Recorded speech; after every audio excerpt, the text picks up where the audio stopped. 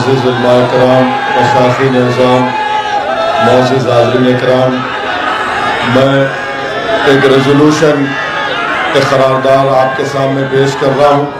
اس سے پہلے میں تینوں آخری علماء کرام سے معذرت چاہتا ہوں کہ ان کو وقت نہیں ملا اپنے بصیرت و فروز خطابات سے ہم کو نوازنے کے لیے۔ یہ قرارداد یہ ہے کہ ہم فلسطینی عوام کی ان کی اپنی زمینوں پر قبضے کے خاتمے کے لیے دہائیوں سے جاری جہد کی بھرپور حمایت کرتے ہیں۔ فلسطین ایک حصے پر مئی 1948 میں قبضہ کیا گیا، ماباقی حصے کو 67 میں قبضہ کیا گیا، جبکہ فلسطین کی عوام کو بین الاقوامی قوانین کے تحت خود ارادیت، قومی آزادی اور خود مختاری کا ناقابل تحقیق حق حاصل ہے۔ انہیں ہر طرح کے قبضے کے خلاف مزاحمت اور اپنی زمینوں کو ناجائز قبضوں سے پاک کرانے کا مکمل حق حاصل ہے۔ انہیں اپنے گھروں اور جائیدادوں پر واپس جانے کا بھی حق ہے جو 1948 سے ان کے پاس ہے۔ غازہ بھائی سنیے غازہ دنیا کا سب سے بڑا حراستی کیمپ ہے۔ 2006 سے غازہ پر ظالم طاقتوں کا قبضہ ہے، جس کے بعد زمینی، فضائی اور سمندری ناکہ بندی کی گئی۔ غازہ کے 20 لاکھ افراد کو مسلسل تباہی کا سامنا کرنا پڑ رہا ہے۔ انہیں بنیادی ضروریات، نقل و حرکت کے حق سے محروم رکھا گیا۔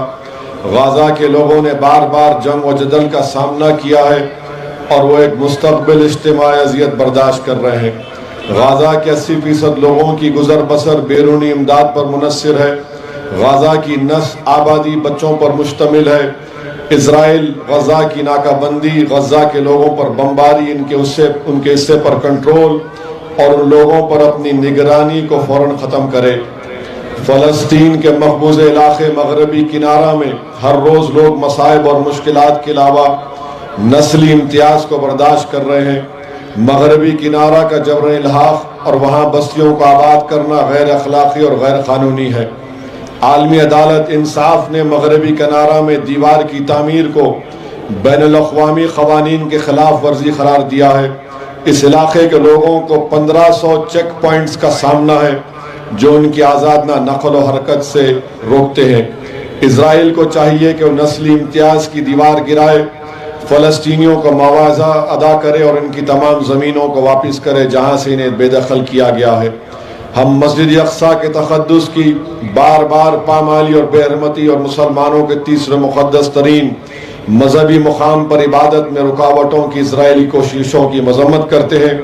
ہم اسرائیل کی طرف سے مقبوض علاقوں میں مساجد اور گرجا گھروں کو نشانہ بنانے کی مذمت کرتے ہیں، بشمول غازہ میں حالیہ عرصے میں بمباری کے ذریعے یونانی آرتھوڈاکس سینٹ پورفیرنس چرچ پر جو دنیا کا تیسرا قدیم چرچ پر بمباری کی گئی، اس کی بھی مذمت کرتے ہیں۔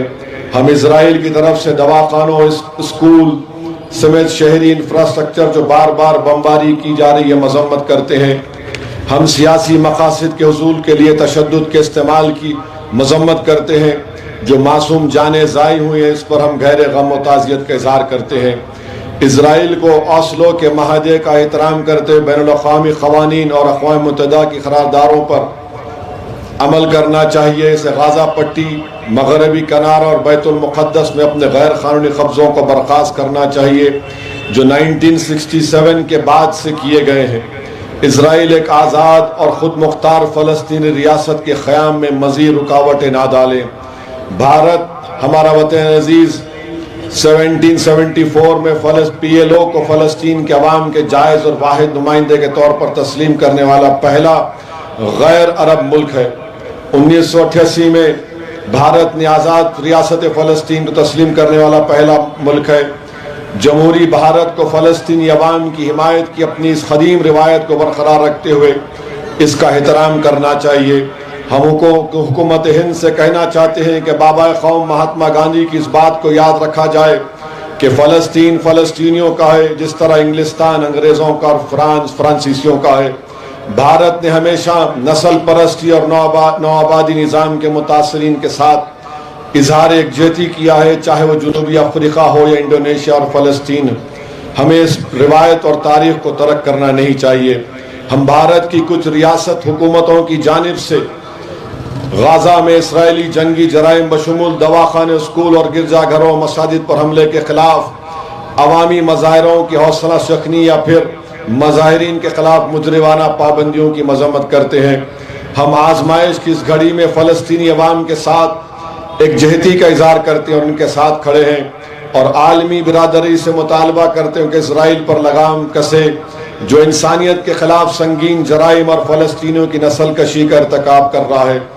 ہم مقبوض غازہ پٹی سے فلسطینی برادری کو جزیرہ نما سینائی اور مغربی کنارے سے اردن کی طرف بے دخلی کے اسرائیلی منصوبوں کو مکمل طور پر مسترد کرتے ہیں اور اسے سراسر مجرمانہ اور غیر قانونی قرار دیتے ہیں۔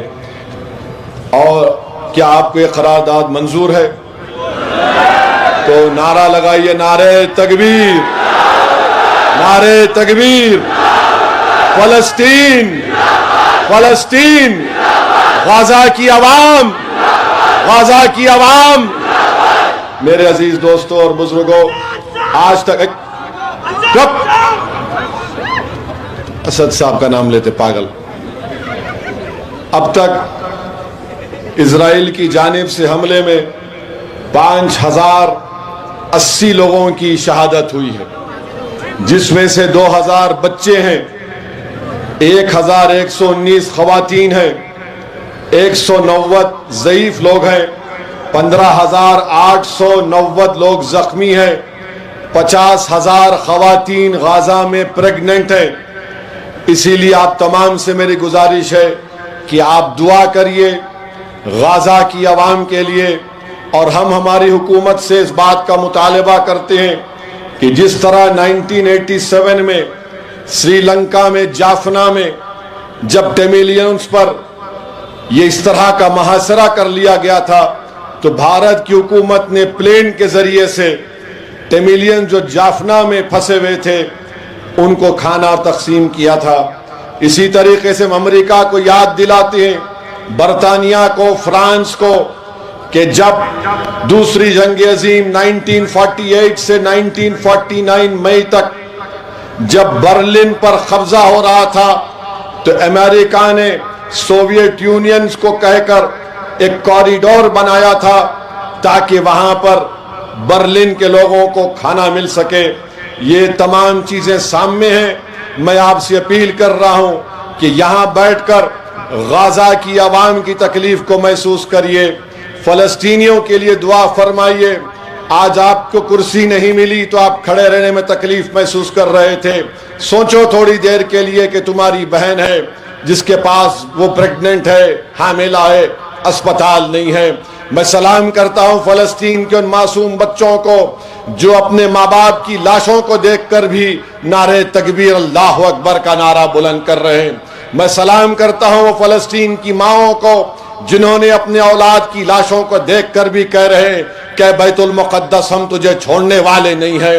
میں سلام کرتا ہوں ان بزرگوں کو جو اپنے سامنے اپنی اولاد کی شہادت کو دیکھ کر بھی کہتے ہیں کہ صلاح الدین ایوبی تو بھی مرا نہیں، ہم زندہ ہیں۔ میرے عزیز دوستوں اور بزرگوں، ہم کو ان کے لیے دعا کرنا ہے، اور میرے ساتھ ایک اور مرتبہ نعرہ لگائیے کہ فلسطین، فلسطین، زور سے نعرہ لگائیے، فلسطین، فلسطین، فلسطین، مسجد اقصی زندہ باد، مسجد اقصی زندہ باد، مسجد اقصی زندہ باد، بیت المقدس زندہ باد۔ اور جن ظالموں نے ان کو قتل کیا، شہادت ان کو دی ہے، یاد رکھو مسجد اقصی کے ان بنیادوں پر حضرت اسرافیل علیہ السلام سور پھونکیں گے اور اللہ ہر ظالموں سے اپنا بدلہ لے گا۔